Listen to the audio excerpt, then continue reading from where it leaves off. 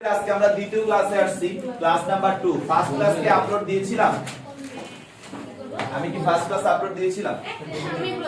আচ্ছা, ওকে, সমস্যা নাই। তো দ্বিতীয় ক্লাসটাই হচ্ছে আজকে আসলে মেইন ক্লাস। আজকে আমরা সবকিছু শিখবো। আমরা মোটামুটি যত প্রকারের সূত্র আছে, যত কিছু আছে, ম্যাক্সিমাম আজকে শিখে ফেলবো। কেউ একটা সাউন্ড করবা না, একটা কথা বলবা না, একদম কিপ সাইলেন্ট থাকবা। আমি একে একে সব শিখাচ্ছি। তো ফার্স্টে আমি আগের ক্লাসটার একটু সামারি টানবো। এটা হচ্ছে আমাদের একটা উপবৃত্ত, যে উপবৃত্তের এইটা হচ্ছে আমাদের, আমি দুই পাশ থেকে সমান ধরে সেন্টার টানলাম। তো দুই পাশ থেকে সমান ধরে সেন্টার টানলে এটা হচ্ছে উপকেন্দ্র, তো বরাবর এটা হচ্ছে ক্ষুদ্র অক্ষ, আর এইটা হচ্ছে আমাদের কি অক্ষ? বৃহৎ অক্ষ। এই বিন্দুটা হচ্ছে উপবৃত্তের শীর্ষবিন্দু, এই বিন্দুটা হচ্ছে উপবৃত্তের আরেকটা শীর্ষবিন্দু। এটা হচ্ছে আমাদের নিয়ামক রেখা। নিয়ামক রেখাকে যেখানে ছেদ করছে সেই ছেদবিন্দুটার নাম হচ্ছে জেড। এই পাশে হচ্ছে এই উপকেন্দ্রের নিয়ামক রেখা, এটা হচ্ছে জেড প্রাইম। এই উপকেন্দ্রটাকে আমরা নামকরণ করলাম এস, এই উপকেন্দ্রটাকে নাম করলাম এস প্রাইম। এটা হচ্ছে আমাদের সেন্টার, যার স্থানাঙ্ক আমাদের মুখস্থ যদি সে এক্স এবং ওয়াই অক্ষের ছেদবিন্দুতে থাকে। অর্থাৎ আমাদের এখানে এক্স এবং ওয়াই অক্ষের সাপেক্ষে আমরা এটাকে 0 0 ধরলাম, ঠিক আছে? আর আমরা উপবৃত্তের সবকিছুই আসলে এই পজিশন থেকে হিসাব করি। আচ্ছা, তো আমি তোমাদেরকে গত ক্লাসে যেহেতু অলরেডি এগুলো ডিটেইলস শিখায় ফেলেছি, তাই আজকে আমি এত কাহিনীতে যাব না, আমি জাস্ট লিখে দিচ্ছি এগুলা। এটা হচ্ছে -ae,0, আর এটা হচ্ছে কি? এটা হচ্ছে ae,0। এটা মাইনাস কেন? কারণ এটা মূলবিন্দুর বাম পাশে। এটা প্লাস কেন? এটা মূলবিন্দুর ডান পাশে। স্যার দেখবেন আপনার লেখাগুলো ভিডিওতে বড় আসে কিনা একটু জুম করে রাখেন, মাঝে মাঝে ছোট হলে মনে হলে একটু জুম করে দিবেন। তো এরপরে এটা হচ্ছে আমাদের শীর্ষ, শীর্ষটা সেন্টার থেকে a পরিমাণ দূরে, তাই এটা হচ্ছে বাম পাশে যেহেতু -a,0, আর এটা a প্রাইম ডান পাশে যেহেতু সে a,0। তারপরে হচ্ছে z, z হচ্ছে আমাদের কেন্দ্র থেকে a/e পরিমাণ দূরে, তার মানে এটা হচ্ছে -a/e,0, আর এটা হচ্ছে +a/e,0। এই হচ্ছে আমাদের টোটাল 7টা পয়েন্ট, যেটা আমি আপনাদেরকে গত ক্লাসে শিখাইছি। তো আজকে আমরা আসলে যেটা শিখবো সেটা হচ্ছে উপবৃত্তের সাধারণ সমীকরণ নির্ণয়। তো সবাই হেডলাইন দেন, উপবৃত্তের সাধারণ সমীকরণ নির্ণয়। আজকের পার্টটা শুরু এখান থেকে, উপবৃত্তের সাধারণ সমীকরণ নির্ণয়। খুব ভালোভাবে মনোযোগ সহকারে দেখবেন। ওকে, তো উপবৃত্তের সাধারণ সমীকরণ নির্ণয় করার জন্য আমরা আসলে চলমান পয়েন্ট আমাদের মন মতো, ধরো এখানে একটা চলমান পয়েন্ট ধরে নিলাম যার নাম হচ্ছে p, আর এই p টার স্থানাঙ্ক হচ্ছে x, y। এই x টা হচ্ছে এই সেন্টার থেকে হিসাব করা, ঠিক আছে? তো আমরা পরাবৃত্তের বলো, উপবৃত্তের বলো, আর অধিবৃত্তের বলো, সকলেই হচ্ছে কনিকের আন্ডারে, এবং যে কোনো কনিকের সংজ্ঞা হচ্ছে আমাদের সেন্টার, উপকেন্দ্র থেকে চলমান বিন্দুর দূরত্ব। তার মানে উপকেন্দ্র থেকে আমাদের চলমান বিন্দুটার দূরত্ব আমরা পাচ্ছি এটা। এই উপকেন্দ্রের সাপেক্ষে যদি বলি, এখান থেকে চলমান বিন্দুর দূরত্ব হচ্ছে এটা, আর চলমান বিন্দু থেকে স্থির রেখার দূরত্ব, তার মানে এটা। তাহলে উপকেন্দ্র থেকে চলমান বিন্দুর দূরত্ব, that is SP, divided by চলমান বিন্দু থেকে স্থির রেখার দূরত্ব, that is PM, is equal to কনিকের সংজ্ঞা অনুযায়ী হচ্ছে একটা ধ্রুবক পাওয়া যায়, যে ধ্রুবকের নাম কি? উৎকেন্দ্রিকতা, দ্যাট ইজ E, রাইট কিনা? তাহলে এখন এইখান থেকে আমরা লাইনটাকে এভাবে লিখতে পারি, বা SP ইজ ইকুয়াল টু হচ্ছে E ইনটু PM। এবার কিন্তু আমরা E কে বাদ দিতে পারতেছি না, যেটা আমরা পরাবৃত্তে বাদ দিয়েছিলাম, কারণ পরাবৃত্তে E এর মান ছিল 1, তাই বাদ দিছি। কিন্তু উপবৃত্তের ক্ষেত্রে আমাদের E কিন্তু 0 থেকে বড়, কিন্তু 1 থেকে ছোট, তাই E টা আমাদের অঙ্কে থেকে যাচ্ছে। এবার আমাদের এইটাকে আমি যদি বর্গ করে দেই, তাহলে এটা হয়ে যায় SP square is equal to E square PM square. এখন স্যার PM এই জিনিসটাকে আমি একটু টেনে যদি p টাকে নিচে নিয়ে আসি, তাহলে কিন্তু ও এই বিন্দুতে ছেদ করে, যার নাম কি দিলাম? N। এই N বিন্দুটার স্থানাঙ্ক কিন্তু আমরা সবাই জানি যে এটা এখান থেকে কতটুকু দূরে গেছে? x পরিমাণ দূরে, তার স্থানাঙ্ক x, আর y কোনো নাই, তাই y এর মান কত? এখানে 0। তো স্যার এখন কথাটা হচ্ছে যে এই m কে আমি যদি নিচে নিয়ে আসি, তাহলে এটা কোথায় এসে মিলিত হবে? z এ। তাহলে আমি যদি pm কে, তোমরা একটু সবাই দেখো, SP square is equal to E square, pm কে যদি আমি zn স্কয়ার বলি, প্রবলেম আছে? সবাই বলেন, ঠিক আছে? ওকে, এবার আমাদের নেক্সট এই লাইনের পর থেকে, এরপর থেকে আমরা যদি দেখি SP, তার মানে S থেকে P এর দূরত্ব -AE minus x whole square. আচ্ছা, জিনিসটা এইভাবে লিখবো,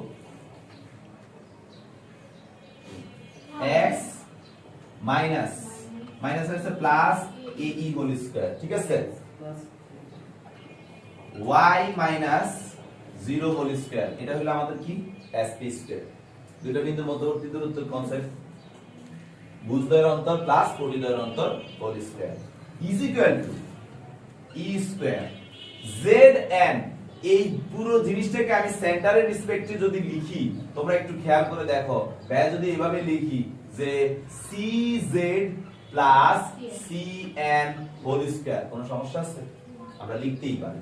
তাহলে এরপরে আমাদের কি আসতেছে, এটা আসতেছে ভাই x square plus 2aex plus a square e square plus y square is equal two এটা e স্কয়ার cz, মানে c থেকে z বিন্দুর দূরত্ব কত, a বাই e না?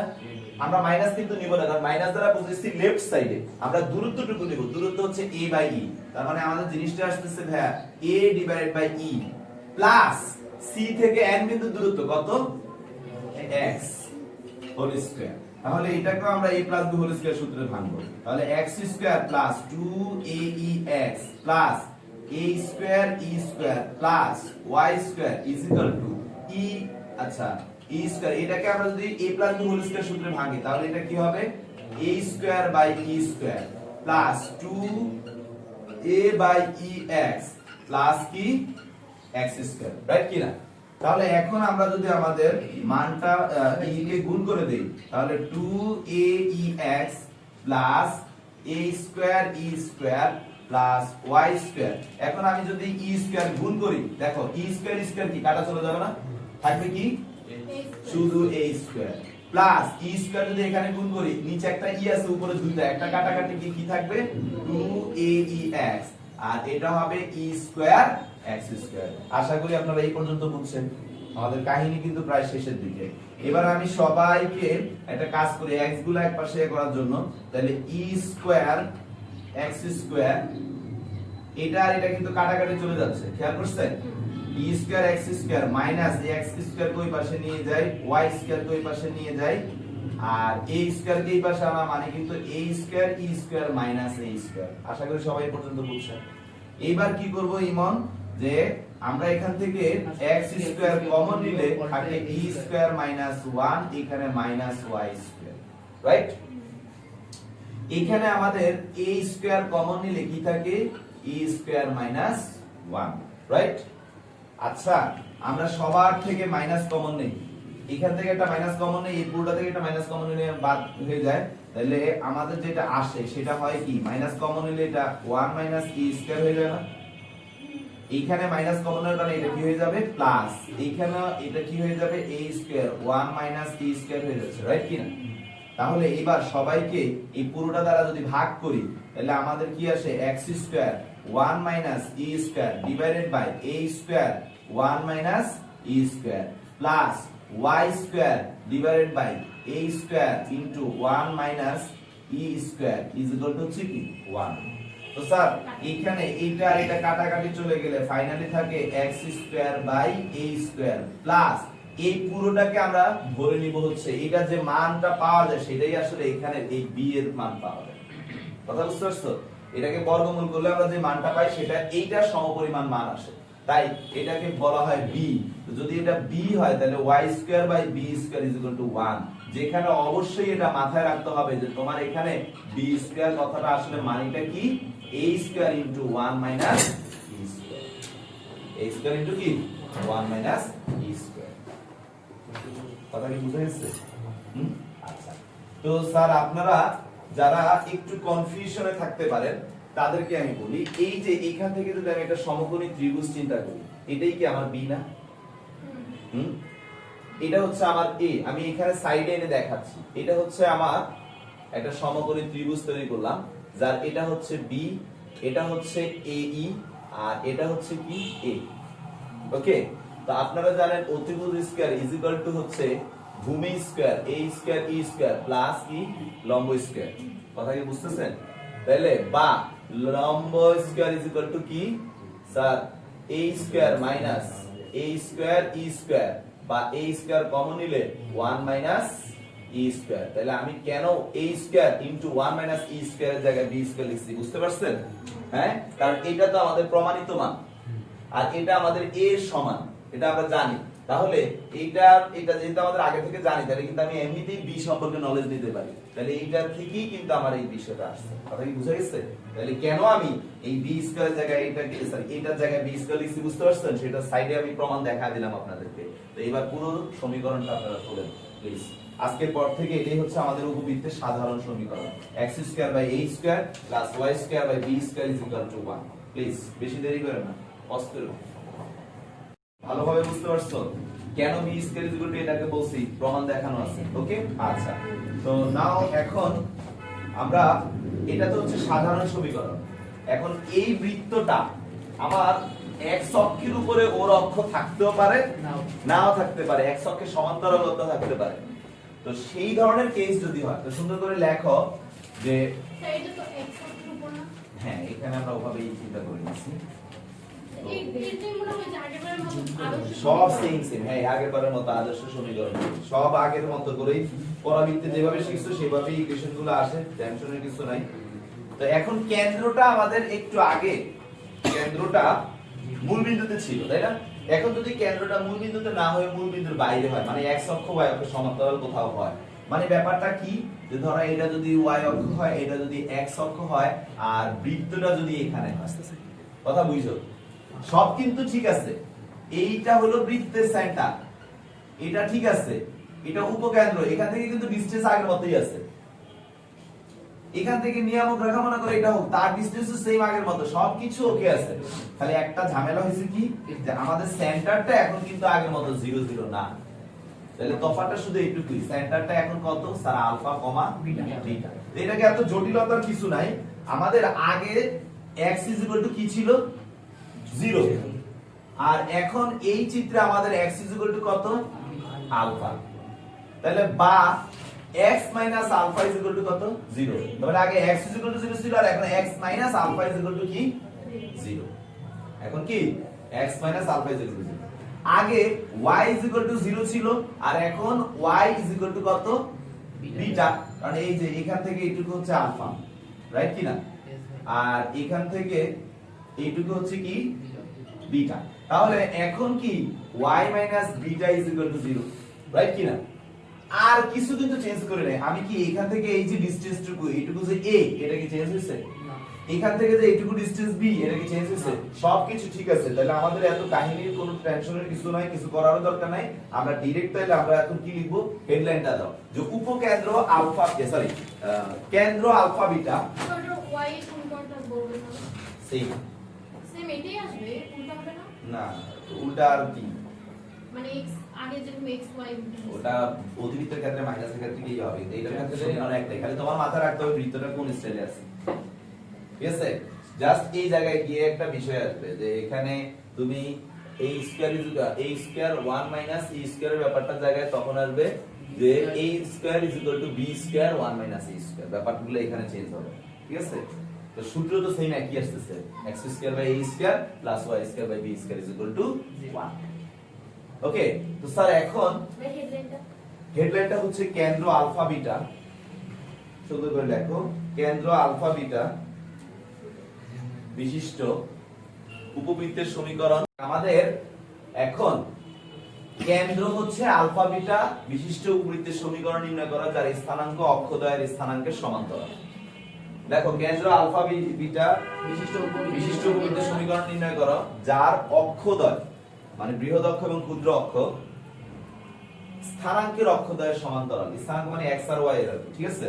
স্থানাঙ্কের অক্ষদ্বয়ের সমান্তরাল। তাহলে একটু দেখো ইমন, এই যে বৃত্তের অক্ষ সেটা কি x অক্ষের সমান্তরাল, এই যে বৃত্তের এটা হলো বৃহৎ অক্ষ, এই যে ক্ষুদ্র অক্ষ সেই কোন অক্ষের সমান্তরাল, y অক্ষের সমান্তরাল। তো এটাই বলে আর কি যে স্থানাঙ্কের অক্ষদ্বয়ের সমান্তরাল। তাহলে অ্যাকর্ডিং টু দ্যাট কনসেপ্ট আমরা চিত্রটা আঁকছি। আমি চিত্রটা খুব সিম্পলি আঁকছি, এরকম লেখাগুলো তো ওখানেই আছে তাই আর লিখিনি। দেখো আমাদের চেঞ্জটা কোথায় হয়েছে, যে এইখানে x হচ্ছে আলফা বা x আলফা 0, y বিটা 0, আর তো সবই ওকে ছিল। যেখানে x 0 ছিল সেখানে এখন x আলফা 0, যেখানে y 0 ছিল সেখানে y বিটা 0। তাহলে অতএব আমাদের বৃত্তটা হয় কি রকম sir, x alpha whole square divided by a square is equal plus y minus beta whole square divided by b square is equal to 1 এটাই হচ্ছে আমাদের সূত্র লিখে ফেলো লাইনগুলো লিখো লিখে সূত্রটা লিখো দরকার নেই চলো মানে পাশে পাশে হ্যাঁ ভাই সেক্ষেত্রে s এর মানটা কত হবে? কার মান s s কোনটা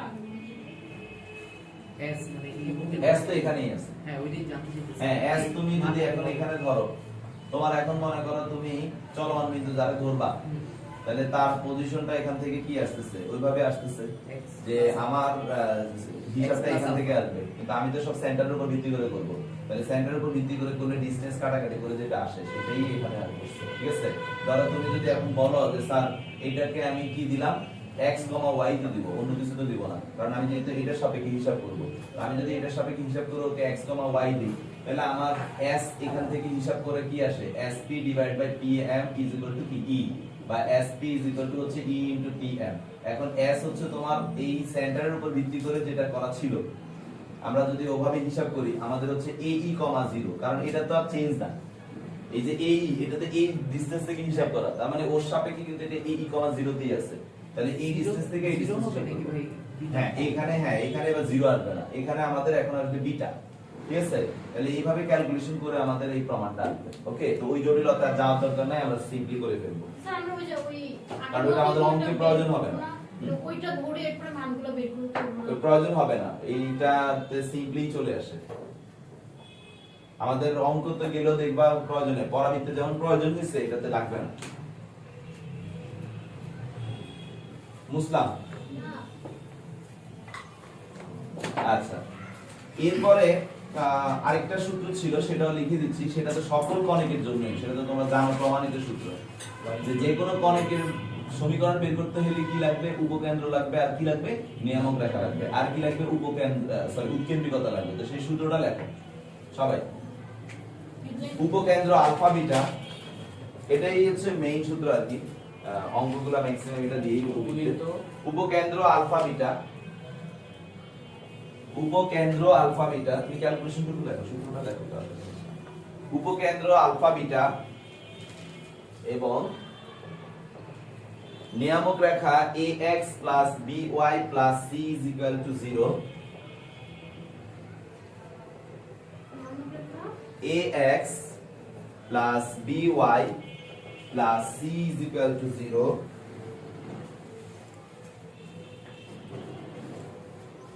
এবং উৎকেন্দ্রিকতা ই বিশিষ্ট উপবৃত্তের সমীকরণ হলো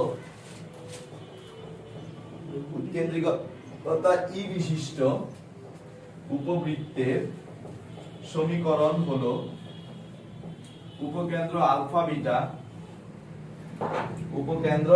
যেমন একটু আগে আমরা কি দেখছিলাম ইমন -ae, বিটা তাহলে ae কে আমরা আলফা ধরবো আর বিটাকে আমরা তো বিটাই ধরতেছি তাহলে এরকম আর কি একটাকে আলফা একটাকে কি ধরবো বিটা এরকম উপকেন্দ্র আলফা বিটা এবং নিয়ামক রেখাকে আমরা একটা রেখা জানি সরল রেখা সেটা হচ্ছে কি ax by c 0 তাহলে এইভাবে হিসাব করে আমাদের যে কণিকের সমীকরণ তো কণিকের সমীকরণ আমরা জানি sp হচ্ছে e pm তাই না বা আমরা এটাকে কি বলি sp square e square pm square right কি না এখন আমাদের এই কনসেপ্টের উপর ভিত্তি করেই কিন্তু আসলে আমরা বৃত্তটা তৈরি করছিলাম এটা আমরা পরাবৃত্তে কিন্তু ডিটেইলস আলোচনা করছি তো সেই জন্য আমাদের এখানে আর একটা আলোচনা প্রয়োজন নাই আমাদের সমীকরণটা কি আসে sp কথাটা মানেটা কি স্যার sp কথাটা মানে হচ্ছে এখানে x যেহেতু আলফা তাহলে x alpha whole square plus y beta whole square is equal to e square into pm এখন p থেকে এই রেখাটার দূরত্ব এই লম্ব দূরত্ব আমি তোমাদেরকে তখন পরাবৃত্তে কিন্তু শিখাইছি যে লম্ব দূরত্বটা কি হবে যে স্যার ওই এটা তো আমরা x এর উপর ভিত্তি করে এই রেখাটা বানানো তাহলে কি হবে যে রেখাটা ax1 কিন্তু যেহেতু x এর উপর ভিত্তি করে করা তাহলে এটা x লিখবো by1 মানে by plus c divide by এর সহগ square a square plus b square এটা হবে কি মনে আছে তাহলে আমাদের আর পরাবৃত্তে যেহেতু এটা ডিটেইলস শিখে আসছে তাই উপবৃত্তার এটার ওইভাবে প্রয়োজন নেই কিন্তু আমি মুখে তোমাদেরকে অবশ্যই বলে দিচ্ছি কনসেপ্টটা বুঝে গেছে তো এটাই হচ্ছে আমাদের পরাবৃত্তে আমরা কি করছিলাম বলো তো মনে করে দেখো পরাবৃত্তের সাথে এটা তফাৎ শুধু এই জায়গায় রাইট কি না পরাবৃত্তে ই এর মান 1 ছিল বিধায় আমাদের আর লিখতে হয় না, কিন্তু উপবৃত্তে ই এর মান আমরা জানি না বিধায় কিন্তু এটাকে লিখতে হয়েছে। ই তোমাকে প্রশ্নে দিয়ে দিবে, না দিলে তোমাকে বের করে তারপর অঙ্কটাকে সলভ করতে হবে। ব্যাচটা এখানেই খাটাস। ওকে, তো স্যার তাহলে আমাদের যে কয় রকমের সমান্তরালেরটাও শিখলাম, সাধারণ সমীকরণটাও শিখলাম, আবার আমাদেরকে বৃত্ত বানাইতে বললে আমরা কিভাবে বানাবো সেটাও শিখলাম। ওকে, তো এই সূত্রটা তোমাদের সবচেয়ে বেশি ব্যবহার হয়েছিল পরাবৃত্তে, সমীকরণ বানা বারবার করে এটা বের করো ওটা বের করো এই করে সেই করে, এটা তো তোমাদের ভালো মনে থাকার কথা। হ্যাঁ মনে তো আছে। ওকে ঠিক আছে, বুঝবো? ওকে, সূত্রটা লিখছেন, হেডলাইনটা। আচ্ছা, এবার আসেন এই যে বারবার করে প্রত্যেকটা জিনিসই দেখছেন, আপনাদের একটা জিনিস না হলে কিন্তু আপনারা অঙ্ক শেষ করতে পারতেছেন না, সেটা হচ্ছে কি উৎকেন্দ্রিকতা। তাহলে এবার উৎকেন্দ্রিকতা বের করা লাগে। চলেন আমরা এখন উৎকেন্দ্রিকতা বের করব। তো সুন্দর করে হেডলাইন দাও, উৎকেন্দ্রিকতা নির্ণয়। উৎকেন্দ্রিকতা নির্ণয়, কিভাবে আমরা উৎকেন্দ্রিকতা বের করব? উৎকেন্দ্রিকতা নির্ণয়। উৎকেন্দ্রিকতা নির্ণয়। তো স্যার আপনাদের কি পরীক্ষার হলে যখন কোশ্চেন দিবে তখন কিন্তু আসলে মূলত ম্যাক্সিমাম ক্ষেত্রে এ আর বি এর মানগুলোই দিয়ে দেয়, বা এমন একটা কোশ্চেন করে যে এমন ভাবে করে যাতে এ আর বি টাই আপনার জানা থাকে। তো আপনি এ আর বি এর সহায়তা নিয়েই কিন্তু পুরো অঙ্কটাকে নিয়ে কাজ করতে হয়। তো আপনারা একটা বিষয় জানেন যে উৎকেন্দ্রিকতা আছে, এরকম হেডলাইন দিয়েছেন। তো এইভাবে লিখবেন যে আমরা জানি, আমরা একটা বিষয় কিন্তু অলরেডি জেনে আসছি, প্রমাণও করে আসছি, এখনো বোর্ডে সেই প্রমাণটা আছে যে B square is equal to a square 1 minus e square. এটা কি দেখে আসছি না? বা আমরা এটাকে এইভাবে লিখতে পারি b square is equal to a square minus a square e square. বা আমরা a স্কয়ার e স্কয়ার কে রেখে বাকি সব অপর পাশে নিয়ে গেলে a square minus b square. সবাইকে a স্কয়ার দ্বারা ভাগ করলে e square is equal to 1 minus b square divide by a square. তাহলে অতএব আমাদের e বের করার সূত্রটা হচ্ছে √1 minus b square by a square. তবে এই সূত্রটা কখন? যখন কিনা আপনার অঙ্কে বৃহৎ অক্ষর কি হবে বলেন তো? x এক বৃহৎ অক্ষর 2a মানে এইটা, আর অর ই এর মান আরেকটা হইতে পারে এই সূত্র, সেটা কি 1 minus a square by b square. এটা কখন? যখন বৃহৎ অক্ষর 2b, মানে এটা হচ্ছে আমাদের এই টাইপের বৃত্তের ক্ষেত্রে, এটা হচ্ছে আমাদের এই টাইপের বৃত্তের। কনসেপ্ট বুঝা গেছে? Yes exactly. তাহলে আপনারা কি কনসেপ্টটা বুঝতে পারছেন? সবাই তুলে ফেলেন কিভাবে উৎকেন্দ্রিকতা বের করব ফর্মুলাটা।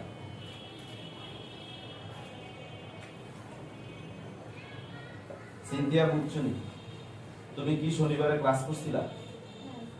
কয়টায় করাইছি?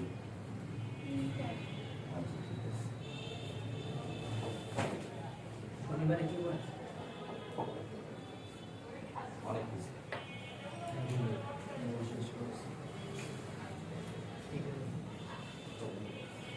আজকে তো কোচিং আসছেন কয়টা পড়া? 2টা বাজে কিছু না।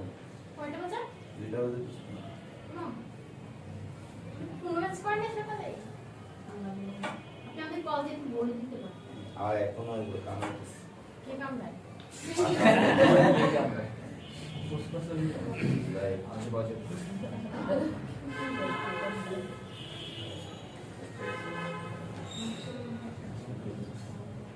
ভাই শনিবারে ক্লাস করতে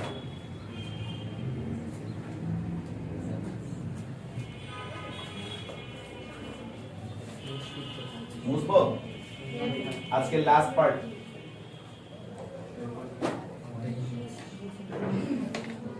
মুসলাম আমি না ভাই স্যার আপনি গ্রামের বাড়ি যাচ্ছেন না? ভাই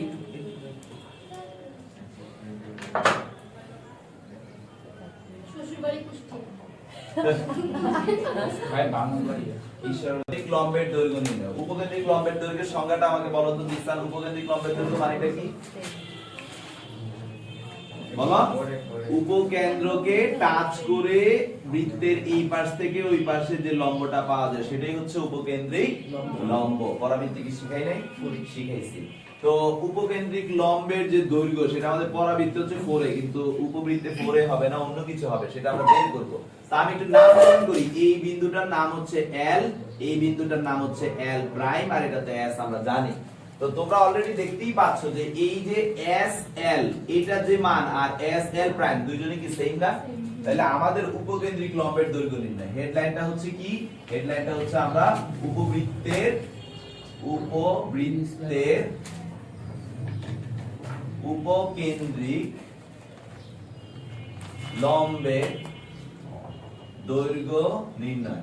অনেকগুলো সূত্র শিখে ফেলছো কিন্তু এগুলো মুখস্থ করতে থাকো, অঙ্কে চলে গেলে পরে আবার সূত্র মুখস্থ করাতে পারবো না। তো স্যার আমরা এখানে কি দেখতে পাচ্ছি? এল এল প্রাইম, যেটা কিনা হচ্ছে আসলে S L plus S L prime, right কিনা?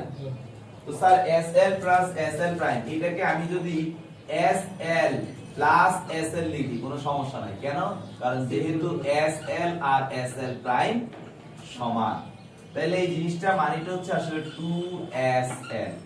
তার মানেটা কি? যে স্যার আমাদের L L প্রাইমটা হচ্ছে 2SL এর সমান। হ্যাঁ, এখন একটু দেখো তো সারিয়া, SL মানে কি? S আর L এর মধ্যবর্তী ডিসটেন্স, রাইট? এটা কি? আমরা এখান থেকে এই যে L থেকে এইখানে মনে করো আমি অন্য একটা বিন্দু নাম দেই M প্রাইম, তাহলে কি L M প্রাইমের অনুপাত E এর সমান হবে। তার মানে আমাদের কিন্তু এই জায়গায় আমরা আপাতত থাকি, L L প্রাইম এখানে রাখি। এবার আমরা এখন SL নিয়ে কাজ করি। আমরা জানি কি যে SL divided by L M prime is equal to কি? E, রাইট কি না? কথা বলো না। তো যদি E হয় তাহলে বা আমাদের দরকার SL এর মান, SL কে রেখে এদিকে E L M প্রাইম। ওকে, এখন ইমন ই এল এম প্রাইম মানেটা কি? এটাকে যদি নিচে নিয়ে আসি আসলে কি জেড এস এর কথা বলতেছি না আমরা? হ্যাঁ, জেড এস। এখন এই জেড এস কে সেন্টারের রেসপেক্টে যদি আমরা ভেঙে নিই তাহলে কিভাবে ভাঙবো? Sir C Z minus C S, সবাই কি বুঝতে পারছেন? C Z minus C S. তো সি জেড মাইনাস যদি সি এস হয় তাহলে সি জেড, সি জেড টা কতটুকু সবাই কিন্তু জানি। স্যার সি থেকে জেড বিন্দুর দূরত্ব কি? a বাই e না? তাহলে আমরা লিখে ফেলি যে a divided by e minus C থেকে s বিন্দুর দূরত্ব কত? a e প্লাস সি থেকে s বিন্দুর দূরত্ব কত? দূরত্ব লিখতেছি, ঠিক আছে? তাহলে এখন স্যার আমরা যদি ক্যালকুলেশন করি এই e আর এই কাটা গেলে কি আসে? a, আর এখানে আসে a e স্কয়ার। তোমরা জানো e স্কয়ার মানে কত? a into 1 minus b square by a square, বা a minus a minus a a কাটা গেলে plus b square by a। তো স্যার a a বাদ, তাহলে ফাইনালি অ্যানসার আসছে b square divided by a। তাহলে এটা যদি SL হয় তাহলে অতএব আমাদের L L prime is equal to কি ছিল? 2SL ছিল। তার মানে 2 আর SL এর মান বসালে 2b স্কয়ার বাই a। এটা কখন? যখন বৃহদক্ষ কত? 2a, বৃহদক্ষ 2a মানে বৃত্তটা এইটা। আর or L L prime is equal to 2a square by b। এটা কখন হবে? যখন বৃহদক্ষ হচ্ছে 2b মানে বৃত্তটা হচ্ছে এই শেপের। ধন্যবাদ স্যার, আজকে ক্লাসে এই পর্যন্ত। ফিজিক্সের জন্য রেডি হন। ভাই আমার ভাই